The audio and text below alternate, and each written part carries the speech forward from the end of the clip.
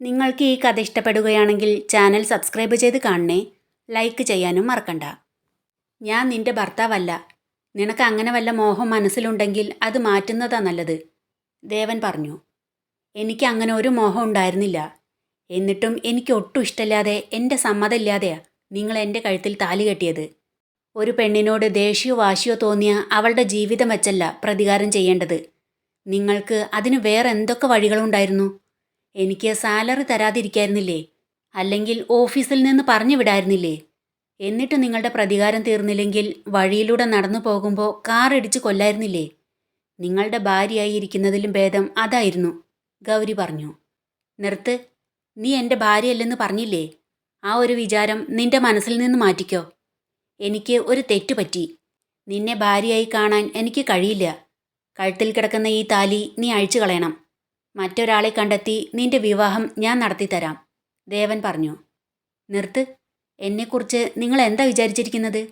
ഞാനൊരു പുരുഷന്റെ സാമീപ്യം ആഗ്രഹിച്ച് ജീവിക്കുന്നവളാണെന്നോ? തെറ്റ് പറ്റിപ്പോയി പോലും. ആ തെറ്റ് ചെയ്യുന്നതിന് മുൻപ് നിങ്ങൾ ഒരു നിമിഷമെങ്കിലും ആലോചിക്കായിരുന്നില്ലേ എൻ്റെ മനസ്സിൽ മറ്റാരെങ്കിലും ഉണ്ടോ എന്ന്? എന്നെ കാത്തിരിക്കുന്ന ആരെങ്കിലും ഉണ്ടാവുമോ എന്ന്? അതൊന്നും ചെയ്യാതെ എന്നോട് അനീതി അക്രമവും കാണിച്ചിട്ട് അതിൽ നിന്ന് രക്ഷപ്പെടാൻ മറ്റൊരാളെ കണ്ടെത്തി വിവാഹം നടത്തിത്തരാന്നോ? അങ്ങനെ രക്ഷപ്പെടാൻ വിടില്ല നിങ്ങളെ ഞാൻ. എന്നോട് ചെയ്ത തെറ്റിന് നിങ്ങൾ അനുഭവിക്കണം. ആണിന് മാത്രമല്ല പെണ്ണിനുണ്ട് പക.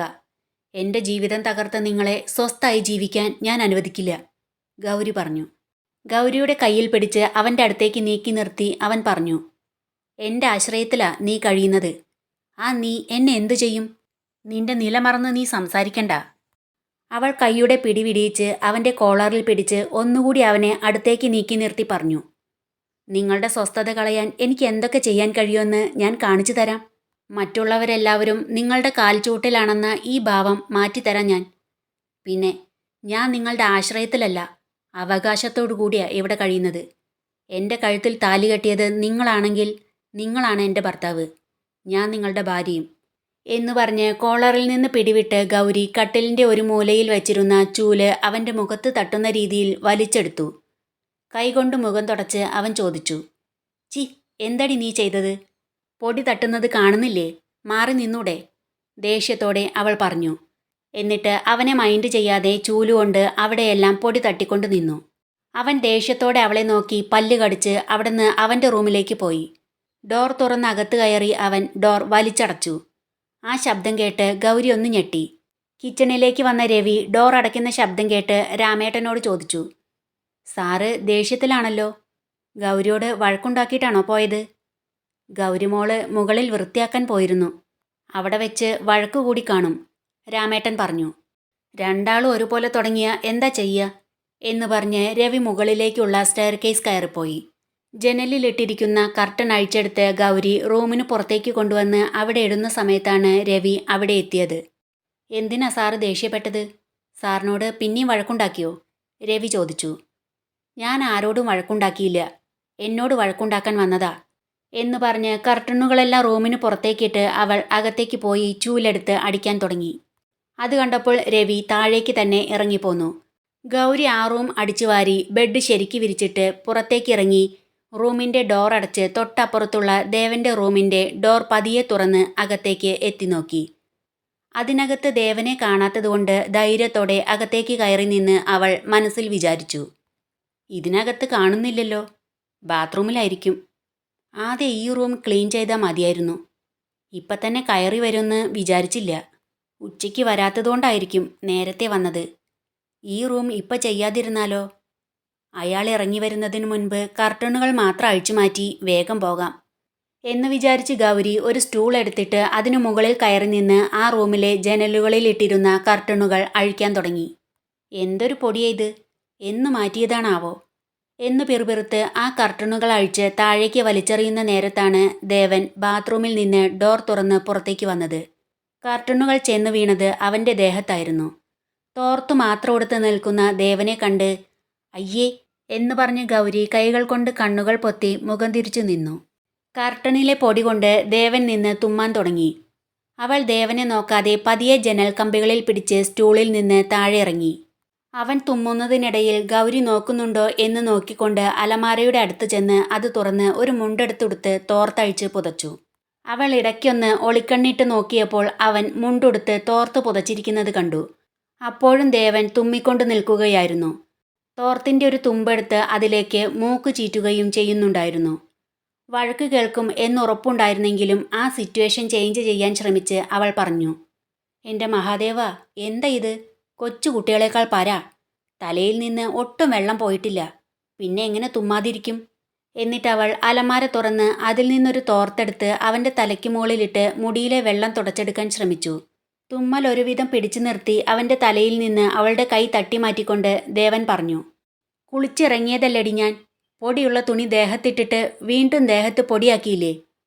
ദേഹത്ത് പൊടിയായ അത് പോവാൻ ഒന്നുകൂടെ കുളിച്ചാൽ പോരെ? ഈ പൊടി ദിവസം ശ്വസിച്ച് ശ്വാസകോശം മുഴുവൻ പൊടി നിറച്ചു വെച്ചാൽ വല്ല ആസ്മയും വന്നുകൂടും.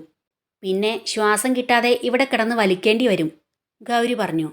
എന്നിട്ട് ആ റൂമിൻ്റെ ചുറ്റും നോക്കി അവൾ പറഞ്ഞു, ഒട്ടും വൃത്തിയില്ല അല്ലേ? റൂം കിടക്കുന്ന കോലം കണ്ടാൽ മതി. നിങ്ങൾക്ക് ആസ്മ മാത്രമല്ല മറ്റു പല അസുഖങ്ങളും വരും. വീട് വൃത്തിയായി സൂക്ഷിക്കേണ്ടത് പെണ്ണുങ്ങളാ, അല്ലാതെ ആണുങ്ങളല്ല, ദേവൻ പറഞ്ഞു. വീട്ടിലെ ജോലികൾ പെണ്ണുങ്ങൾക്ക് മാത്രമുള്ളതാണെന്ന് എവിടെ എഴുതി വെച്ചിട്ടില്ല. ആണുങ്ങൾക്കും ചെയ്യാം. അറ്റ്ലീസ്റ്റ് സ്വന്തം റൂമെങ്കിലും വൃത്തിയായി സൂക്ഷിക്കാം. വൃത്തിയോടെ ജീവിച്ച് ശീലിച്ചതുകൊണ്ട് വൃത്തികേടായി കിടക്കുന്നത് കാണുമ്പോൾ സഹിക്കുന്നില്ല. അതുകൊണ്ട് വൃത്തിയാക്കാമെന്ന് വിചാരിച്ചതാ എന്ന് പറഞ്ഞ് അവൾ കുറച്ച് കൊഞ്ചിക്കൊഴിഞ്ഞുകൊണ്ട് പറഞ്ഞു. അത് മാത്രല്ല, നിങ്ങളെൻ്റെ ഭർത്താവല്ലേ. നിങ്ങൾക്ക് അസുഖം വരാതെ നോക്കേണ്ടത് ഭാര്യ എന്ന നിലയിൽ എൻ്റെ കടമയല്ലേ. എന്തെന്ന് ഉച്ചയ്ക്ക് വരാതിരുന്നത്? ഭക്ഷണം കഴിക്കാതെ ഞാൻ എത്ര നേരം കാത്തിരുന്നെന്നറിയോ?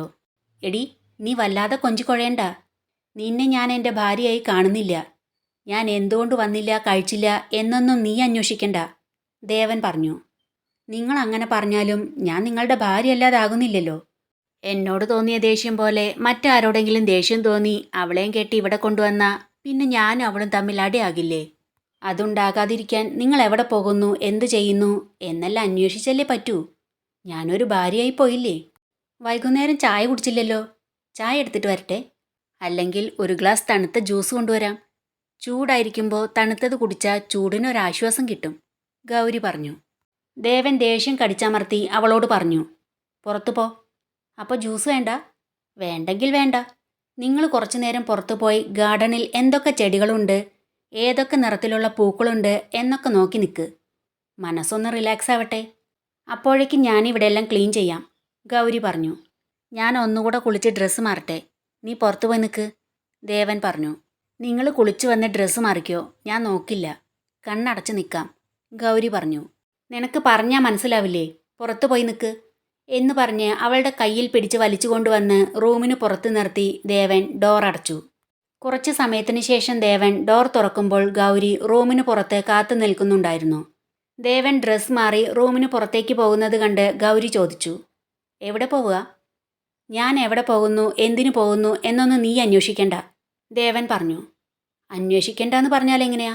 ഞാൻ നിങ്ങളുടെ ഭാര്യയല്ലേ, ഗൗരി പറഞ്ഞു. ഗൗരി, നിർത്തിക്കോ. ഓവർ സ്മാർട്ട് കാണിക്കണ്ട. എനിക്ക് ക്ഷമ നശിച്ച ഞാൻ എന്തൊക്കെ ചെയ്യുമെന്ന് പറയാൻ കഴിയില്ല, ദേവൻ പറഞ്ഞു. നിർത്താനോ? ഞാൻ തുടങ്ങിയിട്ടേ ഉള്ളൂ. അപ്പോഴേക്ക് നിർത്താൻ പറഞ്ഞാൽ എങ്ങനെയാ? എന്നോട് കാണിച്ച അതിക്രമം പോരാതെ എന്നെ അപമാനിക്കുക കൂടെയല്ലേ ചെയ്യുന്നത്? എന്നിട്ടും ഞാൻ ഒന്നും മിണ്ടാതിരിക്കണമെന്നാണോ, ഗൗരി ചോദിച്ചു. ദേവൻ ദേഷ്യത്തോടെ ഗൗരിയെ നോക്കി സ്റ്റെയർ കേസ് ഇറങ്ങിപ്പോയി. അവൻ പോകുന്നത് നോക്കി ഗൗരി പകയോടെ നിന്നു. അവൻ കണ്ണിൽ നിന്ന് മാഞ്ഞപ്പോൾ അവൾ റൂമിലേക്ക് കയറിപ്പോയി. പുറത്തിറങ്ങി ദേവൻ രവിയെ ഉറക്കെ വിളിച്ചു. രവി! ദേവൻ്റെ ശബ്ദം കേട്ട് രവി അവിടേക്ക് ഓടി വന്ന് ചോദിച്ചു. എന്താ സർ? കാറെടുക്ക്, പുറത്തു പോവാം, ദേവൻ പറഞ്ഞു. എവിടേക്കാ സർ? രവി ചോദിച്ചു. ഫ്രണ്ട്സിനെ കാണാൻ, ദേവൻ പറഞ്ഞു. വേണ്ട സർ, ഫ്രണ്ട്സിനെ കാണാൻ സാർ ബാറിലേക്കല്ലേ പോകുന്നത്? അത് വേണ്ട. ഗൗരി ഇവിടെ ഉള്ളപ്പോൾ അത് ശരിയല്ല, രവി പറഞ്ഞു. എന്തുകൊണ്ട് ശരിയല്ല? അവളാരാ? ഞാൻ എന്തെങ്കിലും ചെയ്യാൻ അവളെ പേടിക്കുന്നതെന്തിനാ, ദേവൻ ചോദിച്ചു. ഇത് പേടിയുടെ കാര്യമല്ല സാർ. സാറിനെ അങ്ങനെ ഒരു സിറ്റുവേഷനിൽ അവൾ കണ്ടാൽ അത് ശരിയാവില്ല. വേണ്ട പ്ലീസ്, രവി പറഞ്ഞു. എനിക്കൊരു സ്വസ്ഥതയില്ല രവി, കുറച്ചെങ്കിലും കഴിക്കണം, ദേവൻ പറഞ്ഞു. ഫ്രണ്ട്സിനടുത്ത് പോയാൽ സാർ കുറച്ചല്ല അധികം കഴിക്കും. അതുകൊണ്ട് വേണ്ട. സാറിന് സ്വസ്ഥത പോവാൻ ഇപ്പം എന്താ ഉണ്ടായത്? വീണ്ടും ഗൗരിയായി വഴക്കിട്ടോ? രവി ചോദിച്ചു. ഞാൻ ആരുമായി വഴക്കിട്ടില്ല. എന്നെ ടോർച്ചർ ചെയ്യാ അവള്, ദേവൻ പറഞ്ഞു. ആര്, ഗൗരിയോ? ഏയ്, സാറ് കള്ളം പറയാ. അവൾ അങ്ങനെയൊന്നും ചെയ്യില്ല. അവളൊരു പാവാ, രവി പറഞ്ഞു. ദേവന്റെ ദേഷ്യം വർദ്ധിച്ചു. അവൻ ദേഷ്യത്തോടെ രവിയെ നോക്കി.